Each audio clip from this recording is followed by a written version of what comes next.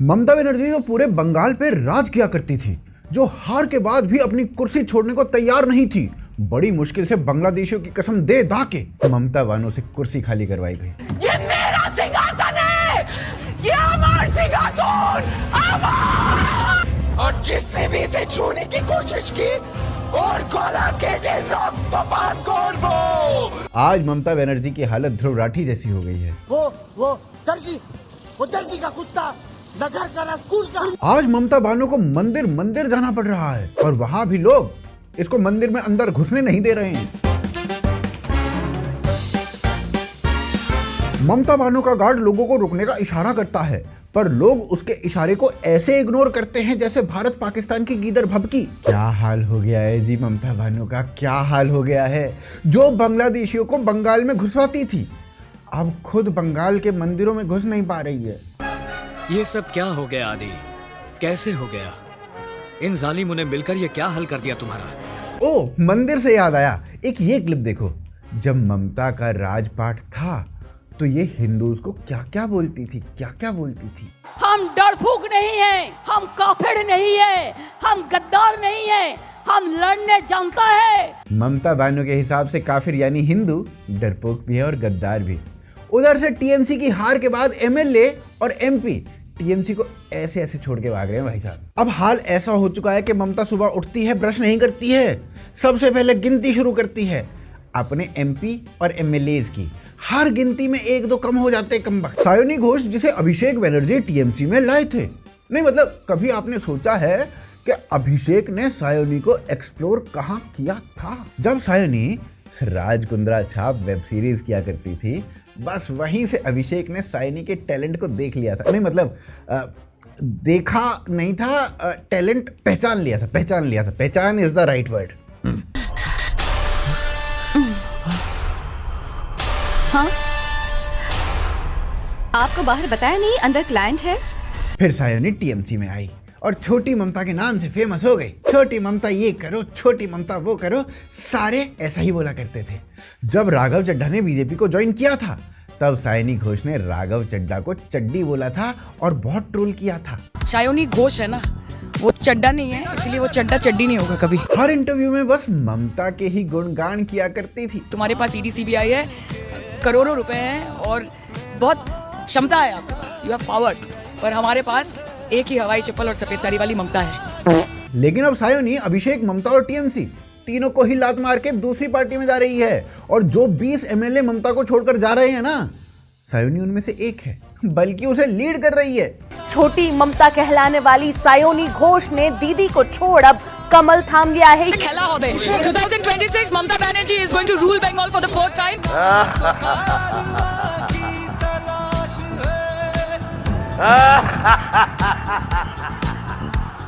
Field चाहे कोई भी हो, ये अभिषेक नाम के लोग बेड़ा गर्क करवा ही लेते हैं। Sorry Abhishek. He's not gonna lose because this time he's not in the field.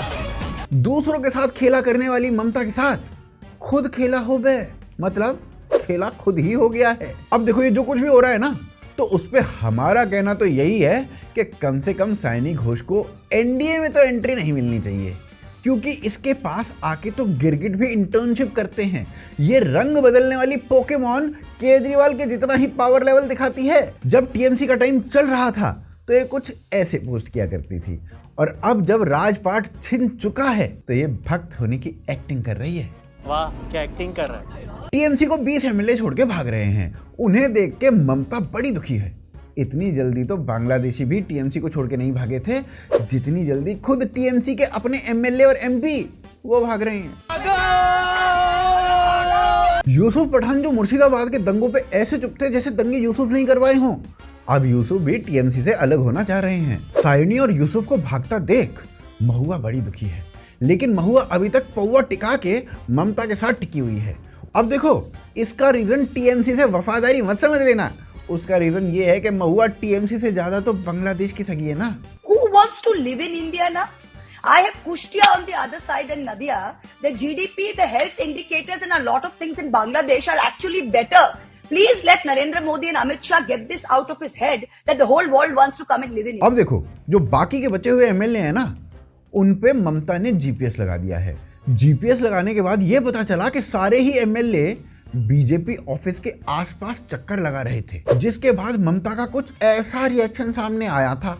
मेरा तो इतना लाइफ खराब हो गया है, इतना लाइफ खराब हो गया है मेरा। ऊपर से ये जो एमएलए है ना, ये नोटिस पीरियड भी सर्व नहीं कर रहे हैं कमबख्त। नोटिस पीरियड के नाम पे बस ममता को नोटिस थमा थमा के भाग जा रहे हैं। ममता के एमएलए भागने की खबर अब इंटरनेशनल मुद्दा बन चुकी है। दुम्बा दुम्बा बुम्बा बुम्बा बम्बा बम्बा। ये क्या कहना चाह रही है? खाना मांग रही है डोलांड जी। खाना नहीं लालू जी, ये चुनाव हार गई है इसलिए रो रही है। ऐसे कौन रोता है? हमारे यहाँ ऐसा ही होता है, ज्यादा मत बोलो। डोनाल्ड ट्रंप से ममता का ये दुख देखा नहीं जा रहा, इसीलिए डोनाल्ड ने ममता का इलाज करवाने की जिम्मेदारी खुद पे उठाई है।